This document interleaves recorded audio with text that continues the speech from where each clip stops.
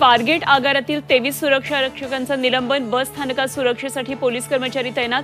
शिवशाहीतील तरुणीवरील बलात्कार प्रकरणात कारवाई, तर नराधम आरोपी गाडे अजूनही फरारच। पुणे बलात्कार प्रकरणातील आरोपी दत्ता गाडे राजकीय पक्षाचा कार्यकर्ता असल्याची माहिती पोलीस तपासातून माहिती समोर।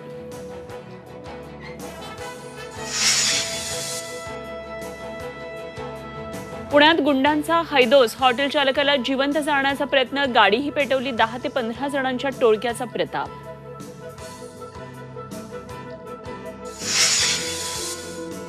नाशिकचे पालकमंत्रीपद भाजपकडेच राहणार, कुंभमेळ्याच्या पार्श्वभूमीवर पालकमंत्रीपद मित्रपक्षाला न देण्याचे केंद्रीय नेतृत्वाचे संकेत, तर रायगडवरून शिवसेना राष्ट्रवादीतील तिढा कायम। शिवसेना पक्ष आणि चिन्हाबाबत आज सुप्रीम कोर्टात सुनावणी होण्याची शक्यता, मागच्या 17 महिन्यांपासून प्रकरण कोर्टात। मुंबईतील न्यू इंडिया बँकेच्या खातेदारांना दिलासा, आजपासून 25,000 रुपये खात्यातून काढता येणार, रिझर्व्ह बँकेने दिली परवानगी।